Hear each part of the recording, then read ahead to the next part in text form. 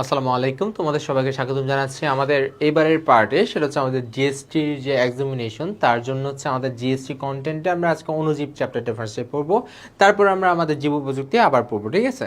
So অণুজীবের মধ্যে আমরা কি দেখবো, আমাদের প্রিভিয়াস গুচ্ছের যতগুলো কোয়েশ্চেন আছে সবগুলো মোটামুটি সলভের ট্রাই করবো, এবং ওই সলভের সাথে সাথে আমাদের রিলেভেন্ট যে থিওরিগুলো পড়া লাগবে আমরা ওগুলো শেষ করে ফেলবো। স্যার কথা না বলে আমরা আমাদের কোর্সের ক্লাস শুরু করে দেই। আজকে অণুজীব দিয়ে আমরা ফার্স্টে শুরু করবো। সো এই অণুজীবটা থেকে তুমি অ্যাকচুয়ালি একটু বুঝে শুনে যদি পরীক্ষা আনসার করতে পারো, তুমি অনেক ভালো করতে পারবা, কারণ অণুজীব থেকে কিন্তু অনেক কোয়েশ্চেন আসতে পারে, ঠিক আছে? আচ্ছা, আমাদের ফার্স্টের কোয়েশ্চেনটা একটু দেখি কি বলছে। কোনটি সিম্বায়োটিক অ্যাসোসিয়েশন? আচ্ছা, আমাদের এই যে অ্যাসোসিয়েশন, অর্থাৎ একটা প্রাণী আরেকটা প্রাণীর সাথে দুইজন যখন একসাথে বাস করে, তখন এই জিনিসটাকে আমরা অ্যাসোসিয়েশন বলি, বা বাংলায় যদি আমি বলি সেটাকে আমরা বলতে পারি সহাবস্থান, ঠিক আছে? সহাবস্থান। এই যে সহাবস্থানটা এটা ভালো হইতে পারে, খারাপও হইতে পারে, ঠিক আছে? যদি সে জিনিসটা খারাপ হয় এবং যদি জিনিসটা ভালো হয়, তাহলে জিনিসটার নাম কি হয়? ধরো যদি ভালো হয় জিনিসটাকে, তখন আমরা বলবো সিম্বায়োসিস। সিম্বায়োসিস মানে হচ্ছে দুইজনের থেকে উপকৃত হয় এবং একজন আরেকজনের উপর ডিপেন্ডেন্ট থাকে। সেটা হচ্ছে আমি তোমার উপরে আমি তোমার মধ্যে বসবাস করতেছি, ধরো তুমি আমার মধ্যে বসবাস করতেছো, এবং আমরা দুইজনকে নিয়ে মোটামুটি ভালো আছি, দুইজন থেকে উপকার নিচ্ছি, এবং এই জিনিসটাকে আমরা বলবো সিম্বায়োসিস বা সিম্বায়োজম, ঠিক আছে? অর্থাৎ আমি যদি চিন্তা করি, সেক্ষেত্রে আমরা পড়ছি জিনিসটা হাইড্রাতে, ঠিক আছে? আমরা এটা উদাহরণ কোথায় পড়ছি? হাইড্রা এবং জুক্লোরেলা এই শৈবালটা, এখানে হচ্ছে হাইড্রা উপকৃত হচ্ছে এবং জুক্লোরেলা এই শৈবালটাও উপকৃত হচ্ছে। হাইড্রা হচ্ছে সে খাবার পাচ্ছে, এই জন্য তার ভালো লাগতেছে, এবং জুক্লোরেলা হচ্ছে সে আশ্রয় পাচ্ছে, এই জন্য সে ভালো আছে। তার মানে দুজন মিলে কি ফর্ম করছে? সিম্বায়োসিস, বা আমি এক কথা বলতে গেলে মিউচুয়ালিজম, ঠিক আছে? আচ্ছা, আরেকটা যেটা খারাপ বলতে পারি সেটা হচ্ছে প্যারাসাইটিজম। প্যারাসাইটিজম মানে আমরা জিনিসটাকে প্যারাসাইটস বলতে পারি। প্যারাসাইটস মানে হচ্ছে আমাদের আমি তোমার উপর বসবাস করতেছি, আমি তোমার ক্ষতি করতেছি, তোমার কোনো উপকৃত করতেছি না, এবং তোমার আমি বিভিন্ন রকম ইনজুরি করতেছি আমি আমার খাবারটা গ্রহণ করার জন্য, ঠিক আছে? এই জিনিসটাকে আমরা বলবো প্যারাসাইটিজম বা পরজীবিতা। কি বলতে পারি? পরজীবিতা। এই যে ম্যালেরিয়া আমাদের দেহের মধ্যে আসতেছে, এই জিনিসটা অবশ্যই একটা কি পরজীবী, ঠিক আছে? কিংবা ধরো আমাদের মাথায় হচ্ছে উকুন বসবাস করে, এটা কি ভালো কাজ করতেছে? না, সে অবশ্যই আমার বডির জন্য, আমার মাথার জন্য খারাপ কাজ করতেছে। সো এটা আমরা কি বলতে পারি? এটা একটা প্যারাসাইটিজম বলতে পারি। আরেকটা কিন্তু টার্ম আছে, এটাকে আমরা বলি কমেন্সেলিজম। কি বলি? কমেন্সেলিজম। এই কমেন্সেলিজম কি জানো? কমেন্সেলিজম হচ্ছে আমি তোমার মধ্যে বসবাস করতেছি, আমি তোমার থেকে সুবিধা নিচ্ছি, কিন্তু ইন রিটার্নে তোমার কোনো আমি ক্ষতি করতেছি না। বুঝতে পারছো? মানে আমি তোমার থেকে সুবিধা নিচ্ছি, কিন্তু তুমি আমার থেকে সুবিধা নিচ্ছ না, বাট আমি কিন্তু তোমার কোনো ক্ষতি করতেছি না, জাস্ট আমি তোমার মধ্যে বসবাস করতেছি। মানে যে কোনো একজন উপকৃত হবে, আরেকজনের কোনো ক্ষতি হবে না। এই জিনিসটাকে আমরা বলবো কমেন্সেলিজম। এই তিনটা টার্ম অবশ্যই মাথায় রাখবে, এই তিনটা টার্মকে আমরা অ্যাসোসিয়েশন বলতেছি। আচ্ছা, তাহলে এখানে যদি আমরা চিন্তা করি, এই যে দেখো হিউম্যান আর লাইস এবং বিন ব্যাকটেরিয়া, এটা ভালো। গোট আর টেপ ওয়ার্ম, হিউম্যান এবং ওর্ম। এই যে তোমার এই যে প্রথম এ সি ডি, এই তিনটে তো আমার খারাপ, তাই না? তিনটেতে প্যারাসাইটিজম, তিনটে প্যারাসাইট যেটা আমরা বুঝতে পারতেছি, তাই না? গোটের মধ্যে যে টেপ ওয়ার্ম বসবাস করে, সে কিন্তু ওখান থেকে মানে ইন্টেস্টাইন থেকে পুষ্টিগুলো গ্রহণ করে, এবং কিন্তু এই কারণে গোটের ক্ষতি হয়। ঠিক সেম ওয়েতে মানুষের যে কৃমি পরিমাণ বেড়ে গেলে দেখো না আমাদের এই যে তোমার অ্যান্টিহেলমিনথেক যে ড্রাগ ওগুলো খাওয়া লাগে, অ্যালবেন্ডাজল, ব্যামেলডাজল, এই জিনিসগুলো। আচ্ছা, কিন্তু এই যে বিন আর ব্যাকটেরিয়া, এই জিনিসটা কিন্তু তোমরা এসএসসি লেভেলে ভাবে পড়ে আসছো, মনে আছে না? ওই যে শিমের মধ্যে যে নোডিউল থাকে, ওই নোডিউল যে তোমার এই যে ব্যাকটেরিয়াটা আছে, অ্যাজোটোব্যাক্টর যে ব্যাকটেরিয়া, সে কি করতেছে? ওখানে নাইট্রোজেন সংবন্ধন করতেছে বিনের মধ্যে, যার কারণে বিন যেটা সে শিমটা হচ্ছে ইজিলি নাইট্রোজেনের সোর্স থেকে নাইট্রোজেন পাচ্ছে, সো তার লাভবান হচ্ছে। বিনিময়ে যে তোমার এই যে ব্যাকটেরিয়াটা আছে, ব্যাকটেরিয়াটা কিন্তু সুবিধা পাচ্ছে। কি সুবিধা পাচ্ছে? সে আশ্রয় পাচ্ছে। এভাবে করে আমার জিনিসগুলো সলভ করতে হবে। তাহলে যদি আমি আনসার চিন্তা করি, এখানে আনসার কি হবে বলো তো? এখানে আনসার হচ্ছে বি আনসার হবে, ঠিক আছে? এখানে আনসার কোনটা হবে? বি হবে। বুঝতে পারছি? আচ্ছা, ঠিক আছে, ওকে। তারপর বলছে সার্স, ইভোলা এবং নভেল করোনা, এগুলো কি ধরনের ভাইরাস? আগের ক্লাসে জিনিসটা আমি কিন্তু বলছিলাম, সার্স, ইভোলা, নভেল, এই সবগুলো হচ্ছে আমাদের কোন ধরনের ভাইরাস? এগুলোকে আমি বলতে পারি ভাইয়া, বাংলায় লিখি, এগুলোকে বলতে পারি আমি ইমার্জিং ভাইরাস। ইমার্জিং ভাইরাস মানে কি বলতো? পুরা জিনিসটা সম্পর্কে আইডিয়া আমার মাথায় রাখা লাগবে। সেটা হচ্ছে ইমার্জিং ভাইরাস হলো, একটা লাইন লিখতে চাইলে সেটা কি, যেসব ভাইরাস তার পোষককে চেঞ্জ করে ফেলছে, তার পোষককে যদি চেঞ্জ করে ফেলে, তাকে আমরা কি বলতে পারি? ইমার্জিং ভাইরাস বলতে পারি, ঠিক আছে? অর্থাৎ ধরো আমি যদি বলতে পারি, এই ধরো আমাদের আমি যদি বলি ইনফ্লুয়েঞ্জা একটা ভাইরাস, এই ইনফ্লুয়েঞ্জা ভাইরাসের নর্মাল বাহক কারা? তারা হচ্ছে তোমার পাখি, বাট পাখি থেকে সেটা মানুষের মধ্যে ছড়ায় গেছে। ঠিক সেম হচ্ছে ধরো এইডস, এইডস, তাই না? এইডস হচ্ছে আগে কার মধ্যে ছিল? সাপোজ বানরের মধ্যে ছিল, সেটা বানর থেকে মানুষের মধ্যে চলে আসছে। এই যে মানুষের মধ্যে আসছে, কিংবা করোনা ভাইরাস আমরা পড়ছি না কোত্থেকে আসছে? তো এই যে করোনা একটা বানর থেকে যখন মানুষের মধ্যে ট্রান্সমিট হচ্ছে, মানে মানুষের মধ্যে চলে আসতেছে, মানে কি সে তার পোষককে চেঞ্জ করতেছে। এই পোষক চেঞ্জ করে যেসব ভাইরাস আছে তাদেরকে আমরা কি বলি?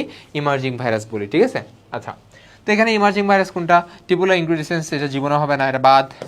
টি2 ভাইরাস, এটা তো ইমার্জিং না, আমরা জানি। অ্যাডিনো হার্পিস, এটাও ইমার্জিং না। তাহলে এখানে আমাদের এটা এগুলো তো, সরি আমি উল্টা বলতেছি, এখানে এটা কোন ধরনের ভাইরাস? এগুলো হচ্ছে ইমার্জিং ভাইরাস, ঠিক আছে? আর বাদ বাকি তিনটাতে এটা টাইপের মধ্যেই পড়ে না, সো আনসার এটা কিন্তু ডি হবে, ঠিক আছে? ওকে, তারপরে কোয়েশ্চেন আমরা একটু সলভ করে আসি।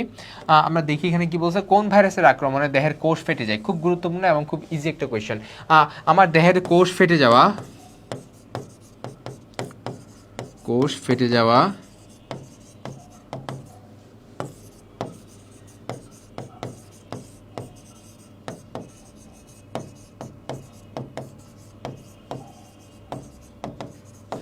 দেহের কোষ ফেটে যাবে, নাক মুখ থেকে রক্তক্ষরণ হবে, এই জিনিসটা আমরা বেসিক্যালি কোন রোগের ক্ষেত্রে পাই? এটা হচ্ছে আমরা ইবোলার ক্ষেত্রে পাই। ইবোলা এটা একটা ভাইরাস, ঠিক আছে? ইবোলা ভাইরাস, ঠিক আছে? ওকে, খুব গুরুত্বপূর্ণ। এবং এটা কোথায় আবিষ্কার করা হয়েছে প্রথমে? এটা হচ্ছে আফ্রিকাতে, বুঝতে পারছো? আফ্রিকার ইবোলা নদীর তীরে। এই ইনফরমেশনগুলো যেগুলো বললাম এগুলা অবশ্যই মুখস্থ করতে হবে। আফ্রিকার ইবোলা নদীর তীরে যে যে জিনিসগুলো বললাম এগুলো অবশ্যই তোমার মুখস্থ করতে হবে, ঠিক আছে? একটু ওয়েট করো, ঠিক আছে? আচ্ছা, তাহলে আফ্রিকার ইবোলা নদীর তীরে এটা পড়তে হবে। এবং এটা কত সালে? এটা সম্ভবত 1974 সালে, একটু চেক করে দেখো। আচ্ছা, তাহলে এই জিনিসগুলো যেগুলো বলছে এগুলো অ্যাটলিস্ট আমার ইবোলা সম্পর্কে এই জিনিসগুলো আমার অবশ্যই পড়তে হবে, ঠিক আছে? তাহলে এটার আনসার কি হবে? ইবোলা ভাইরাস হবে, ঠিক আছে? এটা ইবোলা ভাইরাস। তারপর আমরা দেখি প্লাজমিড কই পাওয়া যায়। ভাই প্লাজমিড জিনিসটা কি? প্লাজমিড জিনিসটা হচ্ছে এক কথায় যদি বলতে যাই, এক্সট্রা ক্রোমোসোমাল, ঠিক আছে? ডিএনএ, একটা লাইন মাথায় রাখবা, এক্সট্রা ক্রোমোসোমাল ডিএনএটাকে আমরা কি বলতেছি? প্লাজমিড বলতেছি। এক্সট্রা ক্রোমোসোমাল ডিএনএ তার মানে আমাদের নিউক্লিয়াসের ভিতরে যে ডিএনএটা আছে, আমাদের এদের ক্ষেত্রে তো নিউক্লিয়াস একদম আবরণী বেষ্টিত থাকে না, তাহলে এটা বাইরে যে আলাদা একটা ডিএনএ আছে যেটা হচ্ছে আমাদের ঠিক সেম ডাবল হেলিক্স এক্ষেত্রেও থাকতেছে, বাট এটা কি আমাদের এক্সট্রা ক্রোমোসোমাল, অর্থাৎ যেটা ক্রোমোসোমের মধ্যে ডিএনএ থাকতেছে না, সো তাকে আমরা কিন্তু বিভিন্ন কাজে ইউজ করতে পারি, তাই না? আচ্ছা, তো এটা কার মধ্যে পাওয়া যায়? আমরা জানি একটা হচ্ছে ইকোলাইয়ের মধ্যে পাওয়া যায়, ইকোলাইয়ের মধ্যে পাওয়া যায়, আরটা পাওয়া যাবে আমাদের অ্যাগ্রোব্যাকটেরিয়ামের মধ্যে, অ্যাগ্রোব্যাকটেরিয়াম। এই দুইটা জিনিসের মধ্যে আমরা নর্মালি প্লাজমিড পাই, এবং এই দুইটাকে কিন্তু আমরা কি কাজে ইউজ করি? দ্যাটস ওয়াই এটাকে আমরা হচ্ছে বাহক, বা আমি যদি লিখতে চাই ভেক্টর বলতে পারি। দুইটা কিন্তু সেম মিনিং, ঠিক আছে? বাহক বা ভেক্টর দুইটা সেম। তাহলে এই সবগুলো মাথায় রাখবা আমার এটার জন্য, প্লাজমিডের জন্য। দেখো আমরা কিন্তু অপশন যাচাই করতে পারি, ঠিক আছে? অপশন যদি যাচাই করে একটু দেখি, এখানে অ্যাগারিকাস যেটা বলছে, অ্যাগারিকাস তো ভাইয়া কি? আমরা তো জানি অ্যাগারিকাস মাশরুম ইন্ডিকেট করতেছে। এই অ্যাগারিকাস মাশরুমটা কি ছিল? একটা ছত্রাক ছিল, তাই না? সো এই বেটা তো কখনো আনসার হবে না, তাহলে এটা বাদ। বেসিলাস, বেসিলাস কি ছিল? বেসিলাস হচ্ছে একটা দণ্ডাকৃতির ব্যাকটেরিয়াকে আমরা কি বলি? বেসিলাস বলি। আমি জাস্ট তাড়াতাড়ি করে লিখে দিচ্ছি, দণ্ডাকৃতির ব্যাকটেরিয়াকে আমরা কি বলি? বেসিলাস বলি। ইকোলাই আনসার, ঠিক আছে? সি। 4 নম্বর বলছে নস্টক। এটা অ্যাকচুয়ালি ইংলিশে লিখলে তুমি ভালো করে বুঝতা, নস্টক, ঠিক আছে? নস্টক, নস্টক, নস্টক। আরেকটা পড়ছিলাম অ্যানাবেইনা, এগুলো হচ্ছে এক প্রকার সায়ানোব্যাকটেরিয়া, ঠিক আছে? আচ্ছা, তাহলে বুঝতে পারছি না আমি আনসার কি হবে এখানে? সি আনসার হবে, ঠিক আছে? ওকে, ওকে। তারপর আসি ডেঙ্গু জ্বরে যদি আক্রান্ত হয় রোগীর রক্তের মধ্যে আমি কোনটি উপস্থিতি পাবো? এটা তোমার বইয়ের মধ্যে খুব সুন্দর করে বলা আছে, আইজিএম অ্যান্টিবডি পাবো, ঠিক আছে? বাট এটা মাথায় রাখবা, অ্যাজ ইউজুয়াল যে কোনো রোগে আক্রমণ হইলে আমার কিছুদিন পরে ব্লাডের মধ্যে একটা আমরা অ্যান্টিবডি টেস্ট করতে পারি, টেস্টের মধ্যে আমরা আইজিএমটাকে পাই। সো আইজিএমটা যখনই উপস্থিত তখন আমার বুঝতে হবে যে ব্লাডের মধ্যে কোনো একটা ইনফেকশন হয়েছে, ঠিক আছে? অর্থাৎ রক্তের মধ্যে কেউ সংক্রমণ করছে, তার বিরুদ্ধে তাকে প্রোটেকশন করার জন্যই আইজিএমটা উৎপন্ন হয়েছে, বুঝছো? আচ্ছা, আর যদি ধরো এরকম করে বলা হয়েছে পার্সনটা ডেঙ্গু জ্বরে আজকে থেকে 6 মাস আগে আক্রান্ত হয়েছিল, ঠিক আছে? আমি যদি বলি 6 মান্থস বিফোর আক্রমণ হয়েছিল এবং সে কিন্তু জ্বর থেকে সেরে গেছে, এখন তুমি তার ব্লাডের মধ্যে কি পাবা? তাহলে কি আইজিএম পাবা? আইজিএম কিন্তু তখন আর আমি পাবো না, পরে আমি আইজিএম পাবো না, ঠিক আছে? তখন আমি পাবো কোনটা? আইজিজি। কি পাবো? আইজিজি পাবো, ঠিক আছে? আচ্ছা, আনসার কি? আইজিএম, ঠিক আছে? ধরো এগুলো প্রত্যেকটা কিন্তু পড়তে হবে। ধরো আইজিএ, আইজিএ আমরা কোথায় পাই? মায়ের দুধের, মানে আইজিএ থেকে খুব গুরুত্বপূর্ণ কি কি জিনিস পড়া লাগবে? মায়ের দুধ থেকে সন্তানের মধ্যে ট্রান্সমিট হয়, সেটা হচ্ছে আমাদের আইজিএ। আচ্ছা, এটা হচ্ছে আমাদের পেসিভ একটা প্রোটেকশন দেয় আর কি। তারপর আইজি কেন আমাদের কিছুই নাই, আইজিএম তো আমাদের অবশ্যই পড়তে হবে। আইজিই হচ্ছে কোন ধরনের? যত রকম প্যারাসাইটিক ইনফেকশন আছে, প্যারাসাইটিক ইনফেকশন যদি হয় সেক্ষেত্রে আইজিই তৈরি হবে। এবং আরেকটা হচ্ছে সেটা হচ্ছে অ্যালার্জির বিরুদ্ধে সারা, অ্যালার্জির বিরুদ্ধে, মানে এক কথা বলতে গেলে অ্যালার্জিক সাড়া দানে, ঠিক আছে, সেক্ষেত্রে কে ইউজ হবে, আইজিই ইউজ হবে। তাহলে এই জিনিসগুলো এখান থেকে জানলে আমার জন্য এনাফ, এর থেকে বেশি কিছু আমার জানতে হবে না। তারপর আসি সূত্রাকার। সূত্রাকার ভাইরাসের উদাহরণ কোনটি? ফিলামেন্টাস বা সূত্রাকার ভাইরাসের উদাহরণ কোনটি? ধরো এখানে আমার বলছে সূত্রাকার। ফিলামেন্টাস ভাইরাস হচ্ছে ইবোলা। এটা হচ্ছে, আমি তোমাকে ভাই মনে আছে, আমি জাস্ট এটা একটা লিখে লাভ নাই, আমি জাস্ট এখানে সুন্দর করে লিখে দিই ইবোলা। ইবোলা হচ্ছে সূত্রাকার ভাইরাস, আমার যা মনে আছে আমি তা লিখতেছি, দেখো ইবোলা হচ্ছে সূত্রাকার ভাইরাস, ঠিক আছে। তারপর হচ্ছে আমরা টিএমবি যখন পড়ছি, টিএমবি কোন ধরনের ভাইরাস? দণ্ডাকার ভাইরাস। আমরা যখন টি2 ফাজ পড়ছি তখন এটা কোন ধরনের ভাইরাস ছিল? ব্যাঙ্গাচি আকৃতির ভাইরাস, ঠিক আছে। আমরা যখন এইচআইভি পড়ছি কোন ধরনের ভাইরাস? গোলাকার ভাইরাস, এইচআইভি, পোলিও, এগুলা। তাহলে দেখো শেপগুলা, অর্থাৎ ভাইরাসের শেপ খুব গুরুত্বপূর্ণ, ঠিক আছে। ভাইরাসের shape at the same time ব্যাকটেরিয়ার শেপ,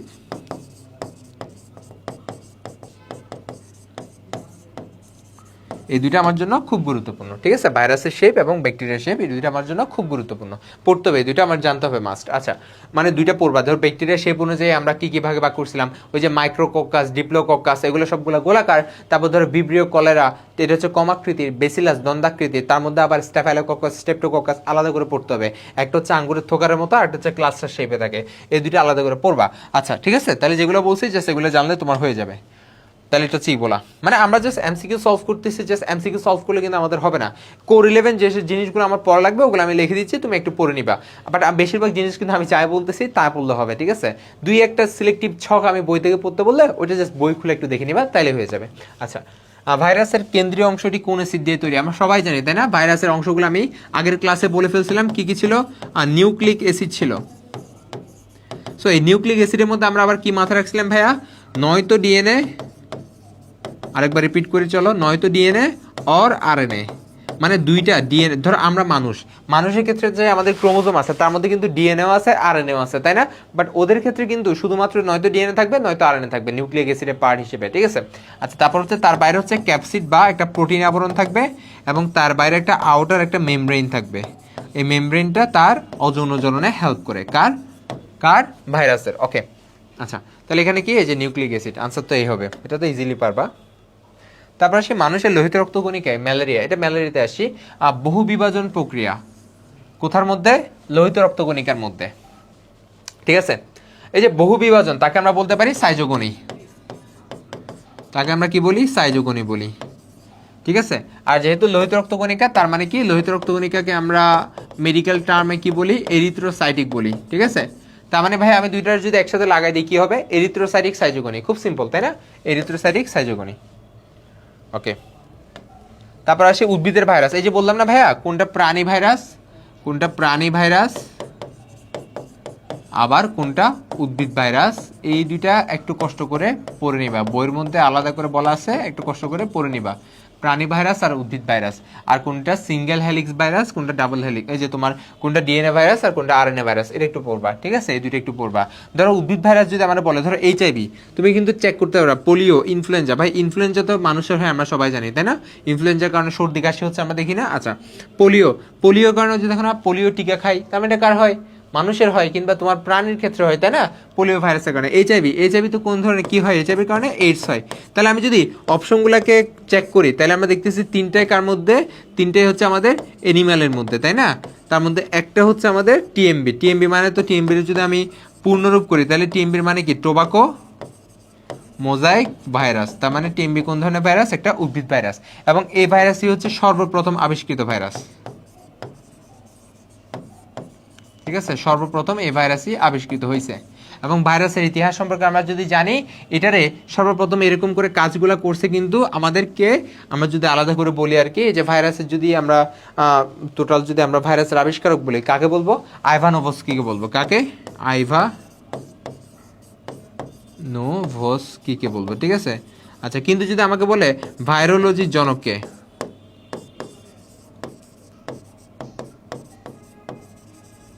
তখন আমি কি বলবো? স্টেনলি বলবো, ঠিক আছে, স্টেনলি বলবো।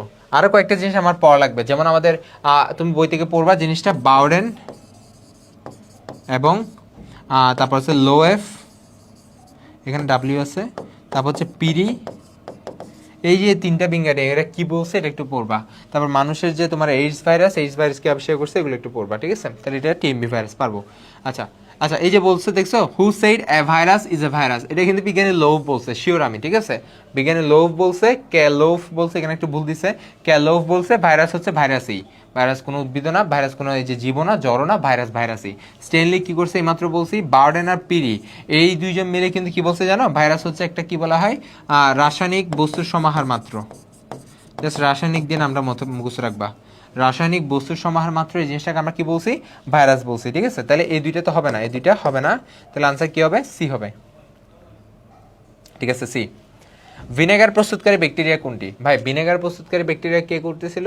একটা হচ্ছে আমাদের অ্যাজোটোব্যাক্টর, অ্যাসিটোব্যাক্টর, এই যে আনসার বি হবে, আর কিছু লাগবে না। বেসিলাস তো জীবনে হবে না, এস্ক্রিশিয়া কোলাই এও হবে না। অ্যাজোটোব্যাক্টর এই তো আমরা কোথায় পড়ছিলাম, নোডিউল হিসেবে ও হচ্ছে নাইট্রোজেন সংবন্ধন ইউজ হচ্ছিল, তাই আছে, নাইট্রোজেন সংবন্ধনের কাজে ইউজ হচ্ছিল, তো এটা তো এত আনসার হবে না। আর 2 নম্বর হচ্ছে এসিডোব্যাক্টর থেকে তো আমরা বুঝতেছি অ্যাসিটিক অ্যাসিডের নামগুলো মিল আছে না, সো এখানের সাথে আবার আমরা কি পাই, ভিনেগার পাই, কারণ ভিনেগার মানে কি, অ্যাসিটিক অ্যাসিডের কত পার্সেন্ট, 96% জলীয় দ্রবণ, তাই না? আচ্ছা তাহলে আনসার, হ্যাঁ ঠিক আছে, আনসার এসিডোব্যাক্টর, ইজিলি পারবা, ঠিক আছে? আচ্ছা এখানে একটু ডিফারেন্ট, এই কোশ্চেনটা একটু ডিফারেন্ট দিছে, বলছে ডেঙ্গু ভাইরাস অ্যান্টিজেন NS1, এটা একটু মেডিকেল টার্ম দিয়ে দিছে। NS1 মানে হচ্ছে কি জানো, নন স্ট্রাকচারাল প্রোটিন, NS মানে হচ্ছে নন স্ট্রাকচারাল প্রোটিন, এটা একটু মুখস্থ করবা, ঠিক আছে? নন স্ট্রাকচারাল প্রোটিন, এটা মানে হচ্ছে NS, ঠিক আছে? NS1, তাহলে এখানে আসা হয়তো বা এই যে নন স্ট্রাকচারাল প্রোটিন সি, তাহলে এটার আনসার কি হবে, সি হবে। আচ্ছা তারপর বলছে এই যে দেখো, উদ্ভিদ ভাইরাস, প্রাণী ভাইরাস, এই জিনিসগুলো চিনতে হবে, ভাইরাস আর ব্যাকটেরিয়া আলাদা আলাদা করে জানতে হবে, এটা নেমোনিক পড়তে পারো অথবা তুমি নিজে নিজে মুখস্থ করতে পারো। ভাইরাস বাহিত রোগ না, তাহলে চিনতে হবে কোনটা ব্যাকটেরিয়া কোনটা ভাইরাস। আমরা যদি দেখি, দেখো ডেঙ্গু হচ্ছে একটা ফ্লাভি ভাইরাস, ডেঙ্গু হচ্ছে ফ্লাভি ভাইরাস। এইডস হচ্ছে আমাদের HIV, human immuno deficiency virus. Typhoid হচ্ছে কি, সালমোনেলা টাইফি, এই বাইটা তো ব্যাকটেরিয়া, তাই না? সালমোনেলা টাইফি, সো এই হচ্ছে আমার কারেক্ট আনসার হবে। ইনফ্লুয়েঞ্জা, এটা তো আমাদের ইনফ্লুয়েঞ্জা ভাইরাস, অথবা আমরা H1N1 এরকম বলতে পারি, ঠিক আছে? আচ্ছা তাহলে আনসার কি হবে এখানে, সি হবে এখানে আনসার, ঠিক আছে, পারবো। আচ্ছা তারপর বলছে টিউলিপ ফুলের পাপড়িতে বর্ণবৈচিত্র্য সৃষ্টি করে কোন অণুজীব, এটা কিন্তু বলা আছে, ভাইরাসের উপকারী ভূমিকা পড়বা। ভাইরাসের উপকারী ভূমিকার মধ্যে দেখবা এখানে ওই পতঙ্গ নিধন আছে, খরগোশ নিধন আছে, টিউলিপ ফুলের সৌন্দর্য বৃদ্ধি আছে, কলেরা, যক্ষা, টাইফয়েড, এগুলা টিকা বানানোর জন্য ভাইরাসকে ইউজ করি, এগুলো আছে। তো এই জিনিসটাও ভাইরাসের উপকারিতাটা একটু পড়বা। তাহলে আমি কি বলছি, ভাইরাসের উপকারিতা, এই জিনিসটা বই থেকে পড়ে নিবা, 5-6টা না 7টা অপশন আছে, এগুলো একটু পড়ে নিবা, তাহলে এটা আনসার কি হবে, এ হবে, ঠিক আছে? নিচে কোন ব্যাকটেরিয়াটি দেখতে গোলাকার, বললাম না ব্যাকটেরিয়ার শেপ তোমাকে অবশ্যই পড়া লাগবে, ব্যাকটেরিয়ার ক্লাসিফিকেশন থেকে শেপটা অবশ্যই পড়তে হবে। আমরা যদি বলি গোলাকার মানে কি, ধরো আমি যদি বলছি জাস্ট গোলাকার জিনিসটা দিয়ে আমি কি মিন করব, সেটা হচ্ছে আমাদের অবশ্যই নামের শেষে কক্কাস থাকবে, ঠিক আছে? নামের শেষে কক্কাস থাকবে, কি লিখছি আমি, নামের শেষে কক্কাস থাকবে, এটা হচ্ছে আমি গোলাকার বলতে পারি। আচ্ছা আমাকে যদি দণ্ডাকার বলি, দণ্ডাকার মানে এখানে কি থাকবে বলো তো, বেসিলাস থাকবে, ঠিক আছে? বেসিলাস থাকবে। আমি যদি বলি আমাদের কমাকৃতি, এই তিনটা হচ্ছে মেইন, কমা শেপ যদি বলি তাহলে আমাদের ভিভ্রিও কলেরা থাকবে, ঠিক আছে? তো এইগুলো আমার অবশ্যই মাথায় রাখতে হবে। তারপর হচ্ছে টারকাকার আছে, স্টিলা এসপি, ঠিক আছে? টারকাকার, স্টেলা, ঠিক আছে? টারকাকার, তো এই জিনিসগুলো একটু জানতে হবে। ওকে তাহলে এখানে আনসার কি হবে, গোলাকার হচ্ছে এই যে কক্কাস, মাইক্রো কক্কাস আছে না, তাহলে কক্কাস। বেসিলাস তো দণ্ডাকৃতি হবে না, এটা কমাকৃতি হবে না। স্পাইরেলাম হচ্ছে বহুরূপী, ঠিক আছে? বহুরূপী, তো এটা আমার আনসার হবে না, ঠিক আছে? আনসার কি হবে আমাদের, এই আনসার হবে, বুঝতে পারছো? ওকে এবার আসি আমাদের জিএসটি কন্টেন্টের পরবর্তী পার্টটা, সেটা হচ্ছে আমাদের জীব প্রযুক্তি পার্টটা। এই পার্টটা অত বেশি কঠিন না, আশা করি তোমরা পারবা, জাস্ট একটু সিরিয়াস হবা এবং একটু দেখবা কোয়েশ্চেন কিন্তু সুপারফিশিয়াল, ঠিক আছে? ডিপ কোনো কোয়েশ্চেন নাই, জাস্ট সুপারফিশিয়াল অ্যাজ ইউজুয়াল কোয়েশ্চেনগুলো দেখলে তোমরা বুঝতে পারবা। আসো আমরা পড়া শুরু করি, তাহলে বুঝতে পারবো। দেখো গবেষণাগারে উদ্ভিদের টিস্যু সংখ্যা বৃদ্ধি, ভাই টিস্যু সংখ্যা বৃদ্ধি মানে এটা একটা বাচ্চাও পারবে। টিস্যু সংখ্যা বৃদ্ধি মানে কোথায় করি, আমাদের এই চ্যাপ্টারের সবচেয়ে গুরুত্বপূর্ণ 3টা পার্ট আমি এখানে লিখে দিই। একটা হচ্ছে আমাদের টিস্যু কালচার পড়বা। আচ্ছা তারপর হচ্ছে আমাদের রিকম্বিনেন্ট ডিএনএ, এটা পড়বা।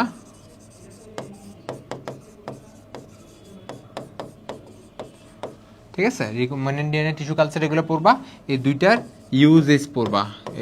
ইউজেস পড়বা। তারপর কিছু টার্মস আছে, এই টার্মসগুলো পড়বা। টার্মস বলতে আমি কি মিন করছি জানো, ওই ইনসুলিন কীভাবে উৎপন্ন করবা, ইন্টারফেরন কীভাবে উৎপন্ন করবা, এই জিনিসগুলো পড়লে তোমার জন্য একদম এনাফ। ঠিক আছে, টিস্যু প্লাজমিনোজেন অ্যাক্টিভেটর আছে টিপিএ, তারপর আছে আমাদের এরিথ্রোপয়েটিন, তাই না? ওই লাস্টে এগুলো যেগুলো বলছে এগুলো। তারপর আরেকটা জিনিস আছে আমাদের সুপার রাইসটা অনেকবার আসবে, সুপার রাইসটা খুব গুরুত্বপূর্ণ। ঠিক আছে, সুপার রাইসটা ভালো করে পড়বা। তাহলে এখানে আমরা এটা কি বলতে পারি, আনসার বি বলতে পারি। বাংলাদেশের প্রথম জিএম উদ্ভিদ এটা হচ্ছে বিটি বেগুন। এটা কিন্তু মাঠের মধ্যে অলরেডি ট্রায়াল চেক করা হয়েছে, মাঠের মধ্যে অলরেডি এটা কিন্তু কি দেওয়া হয়েছে, ট্রায়াল দেওয়া হয়েছে। ঠিক আছে, বিটি বেগুন। বিটি মানে কি বলো তো? বিটি মানে হচ্ছে ব্যাসিলাস থুরিনজিয়েন্সিস, অবশ্যই গুরুত্বপূর্ণ। এটা হচ্ছে আমাদের রোগ মুক্ত হবে। ঠিক আছে, ব্যাসিলাস থুরিনজিয়েন্সিস, আগাছা নাশক, তাই না? থুরিনজিয়েন্সিস, ওকে। আচ্ছা, আমাদের রিকম্বিনেন্ট ডিএনএ বলতে কি বুঝি এটা তো আমরা জানি, তাই না? এটা হচ্ছে আমাদের এক প্রকার জেনেটিক মডিফিকেশন। ঠিক আছে, ধরো আমার মধ্যে কোনো রোগ প্রতিরোধ করার ক্ষমতা নাই। সো আমি যদি আমার যেসব ডিএনএ আছে তার মধ্যে যদি আমি কোনো একটা ওয়েতে বাইরে, যার মধ্যে পুরোটাই রোগ প্রতিরোধ ক্ষমতা, সে পুরোটাই একটা রোগ প্রতিরোধ জিনিস, তাকে যদি আমি আমার বডির মধ্যে রিপ্লেস করতে পারি, তাহলে আমার বডিও কিন্তু কী হবে, রোগ প্রতিরোধ ক্ষমতা সম্পন্ন হয়ে যাবে। সো এই জিনিসটাকে আমরা কিন্তু জিএমও বা জেনেটিক্যালি মডিফাইড অর্গানিজম, ধরো তখন আমি কিন্তু জেনেটিক্যালি মডিফাইড অর্গানিজম বা ট্রান্সজেনিক্স বা আমি জেনেটিক্যালি ইঞ্জিনিয়ার্ড অর্গানিজমস হয়ে যাব। এবং এই যে আমাকে যেভাবে আমি জিনিসটা করছি এটাকে আমরা বলি রিকম্বিনেন্ট ডিএনএ প্রযুক্তি। ঠিক আছে, সো আমি জাস্ট হালকা পাতলা একটু তোমার অ্যাব্রিভিয়েশন মানে জিনিসটা বললাম যে অ্যাকচুয়ালি কী থাকে। এই যে দেখো সুপার রাইস কিন্তু চলে আসছে। সুপার রাইসের মধ্যে কী থাকে? সুপার রাইস হচ্ছে আমাদের ইঙ্গো পোর্ট্রেকাস করছে, তাই না? ইঙ্গো পোর্ট্রেকাস একজন জাপানিজ বিজ্ঞানী, পোর্ট্রেকাস, উনি হচ্ছে বেসিক্যালি সুপার রাইসটা আবিষ্কার করছে। এখানে আমাদের ভিটামিন এ থাকে, এখানে হচ্ছে কী করছিল, এই যে তোমার বিটা ক্যারোটিন থাকবে, তারপর হচ্ছে আমাদের এই যে তোমার একটা থেকে 4টা জিন নিচ্ছে, একটা থেকে 3টা জিন নিচ্ছে। ঠিক আছে, ওই 3টা জিন 4টা জিন এগুলো একটু পড়ে নিবা। ঠিক আছে, মানে সুপার রাইসটা পুরোপুরি বিস্তারিত পড়বা। সো সুপার রাইস যে খাবে তার মধ্যে কিন্তু ভিটামিন, সে একে তো হচ্ছে আমার যে তোমার কার্বোহাইড্রেট যে চাহিদা সেটাও তার পূরণ হচ্ছে, সাথে সাথে কিন্তু সে ভিটামিন এ এর চাহিদাটাও পূরণ করতেছে। সো সে তার মধ্যে কী হবে না, রাতকানা হওয়ার পসিবিলিটি একদম কম থাকবে। বুঝতে পারছো? এই জন্য জিনিসটাকে আমরা সুপার রাইস বলতেছি। ইকোলাই ক্রোমোজোম সংখ্যা কয়টা? এটা মুখস্থ করবা। এটা বইয়ের মধ্যে প্লাজমিড যেটা আছে না, প্লাজমিডের একটা বৈশিষ্ট্য, একটা দেখবা 5-6টা বৈশিষ্ট্য দেওয়া আছে, ওই বৈশিষ্ট্যটা বই থেকে পড়ে নিবা। ঠিক আছে, প্লাজমিডের বৈশিষ্ট্য, এই জিনিসটা একটু বই থেকে পড়ে নিবা, দরকার আছে এটা। যেমন এই বৈশিষ্ট্য পড়ার পর আরও 3টা জিনিস পড়বা, একটা হচ্ছে এফ এবং এফ প্রাইম প্লাজমিড, এটা কি? আর প্লাজমিড, এটা কি? তারপর একটা আছে আমাদের কোল প্লাজমিড, এটা কি? এই জিনিসগুলো একটু পড়ে নিবা। ঠিক আছে, এগুলো লাগবে আমাদের। ঠিক আছে, এফ মানে হচ্ছে ফার্টিলিটি। ঠিক আছে, সো ফার্টিলিটি মানে যেটা আমাদের রিপ্রোডাকশনের সাথে জড়িত। সো রিপ্রোডাকশন মানে ব্যাকটেরিয়ার মধ্যে রিপ্রোডাকশনের জন্য কি থাকে? পিলি থাকে। ঠিক আছে, সো পিলিটারে তৈরি করে এফ এবং এফ প্রাইম প্লাজমিড এটা। আর আর মানে হচ্ছে কি? Resistance plasmid. আর মানে কি? Resistance plasmid. এই আর প্লাজমিডটা হচ্ছে কি করে? বেসিক্যালি আমাদের অ্যান্টিবায়োটিক রেজিস্ট্যান্সের সাথে জড়িত। বুঝতে পারছো? আচ্ছা, কোল প্লাজমিড মানে কি? এটা হচ্ছে আমাদের কি করে? কোলিসিন তৈরি করে, কোলিসিন উৎপন্ন করে। এই প্লাজমিডটাকে আমরা কি বলি? কোল প্লাজমিড বলি। এটা হচ্ছে বেসিক্যালি কি করে? এটা হচ্ছে কোলিসিন, ভিব্রিও কলেরার বিরুদ্ধে হচ্ছে তোমাকে ভিব্রিও কলেরাগুলারে মেরে ফেলতে পারবে যদি আমার কোলিসিনটা উৎপন্ন করতে পারে। ঠিক আছে, আর এটা হচ্ছে আমাদের না, ভিব্রিও কলেরা যে মারবে সেটা হচ্ছে আমাদের ই কোলিসিন, যেটা সেটা হচ্ছে ইকোলাইকে মেরে ফেলবে। ঠিক আছে, আর ভিব্রিওসিন যেটা, এটা হচ্ছে আমাদের ভিব্রিও কলেরাকে মেরে ফেলবে। ঠিক আছে, কলেরাকে মেরে ফেলবে। তো আমাদের এই 3টা জিনিস একটু কষ্ট করে পড়বা। ঠিক আছে, এফ এফ প্রাইম আর প্লাজমিড আর কোর প্লাজমিড, এগুলো একটু ভালো করে পড়ে ফেলবা। ঠিক আছে, আচ্ছা। তারপরে সেই যে এটার সংখ্যা 1, এটা পড়তে হবে। যেমন ভাইয়া এখানে কিন্তু নাম্বার যেগুলো দেওয়া আছে না, এগুলো প্রত্যেকটা জানো। ধরো 21টা তোমার নাই, বাট আমাদের আলাদা করে বলা আছে। ধরো এখানে 24 দিচ্ছে, তার মানে এটা কার ক্রোমোজোম সংখ্যা? ধান। 46 কার? মানুষ। শুধু কি মানুষের না, মানুষ ছাড়া একটা আছে, সেটা হচ্ছে রেশম পোকা। কার? রেশম পোকা। দুইজনেরই সেম, মানুষ এবং রেশম পোকা দুইজন 46। 32 এটা কার বলো তো? হাইড্রা। 32 কার? হাইড্রা। ঠিক আছে, সো এরকম করে জিনিসগুলো একটু বিস্তারিত পড়তে হবে। ধরো এখানে আমি বললাম না এক হচ্ছে কার? ইকোলাইয়ের, বাট আমাকে যদি বলে দুই কার? 2 হচ্ছে অ্যাসকারিসের। কার? অ্যাসকারিস, মানে আমাদের গোলকৃমি। ঠিক আছে, আচ্ছা। এই যে দেখো রিকম্বিনেন্ট ডিএনএ তৈরির জন্য ধাপ কয়টা আছে আমি তোমাকে বলছি না, ধাপগুলো আগে পড়তে হবে। আমাকে কাঙ্ক্ষিত যে উদ্ভিদ তাকে নির্বাচন করতে হবে, তারপর আমার কাঙ্ক্ষিত বাহক নির্বাচন করতে হবে, তাকে ছেদন করতে হবে, করে ওই ডিএনএ পার্টটা ছেদ করতে হবে, ছেদ করে আবার আরেক জায়গায় লাগাইতে হবে। টোটাল যে প্রসেস তুমি বইয়ের মধ্যে চেক করে দেখবে, টোটাল 8টা প্রসেস আছে। ঠিক আছে, অনুপ্রবেশ করানো পুরাটা মিলে হচ্ছে 8টা প্রসেস আছে। তো এটা মুখস্থ করতে হবে। ধাপটা হচ্ছে কি? নামগুলো মুখস্থ করবা। এই যে 8টা ধাপ না, তার নামগুলো মুখস্থ করবা।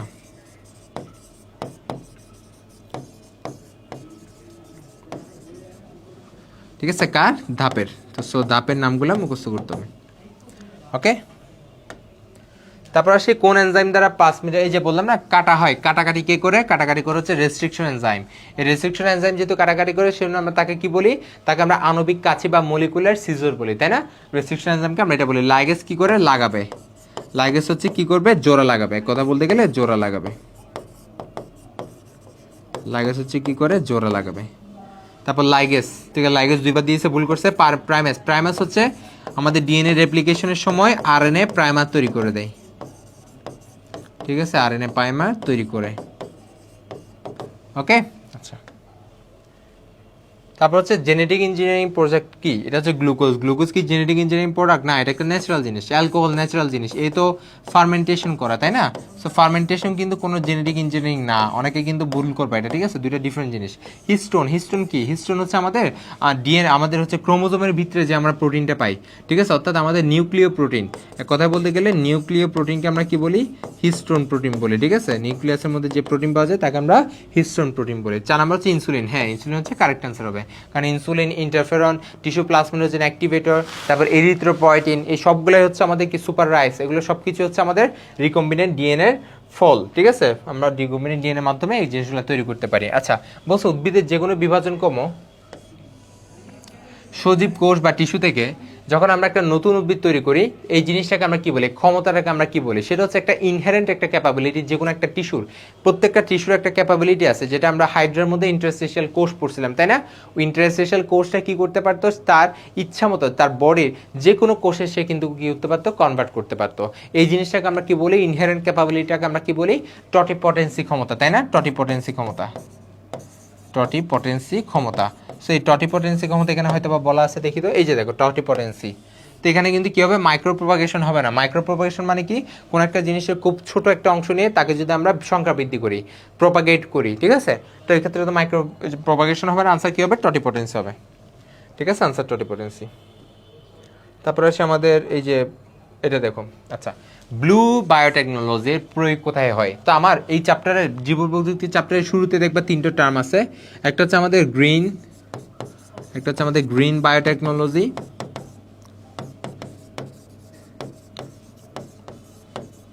ঠিক আছে, একটা হচ্ছে blue biotechnology,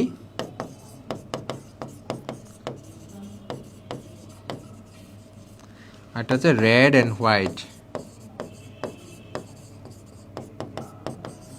red and white biotechnology. তাহলে এই 3টা আছে আমাদের, তাহলে গ্রিন আছে, ব্লু আছে, রেড অ্যান্ড হোয়াইট আছে, ঠিক আছে? গ্রিন মানে কোন ক্ষেত্রে? গ্রিন হচ্ছে আমরা কৃষি ক্ষেত্রে যেসব আমরা বায়োটেকনোলজি করি তাকে আমরা গ্রিন বলতে পারি, যেমন বিটি বেগুন, তাই না?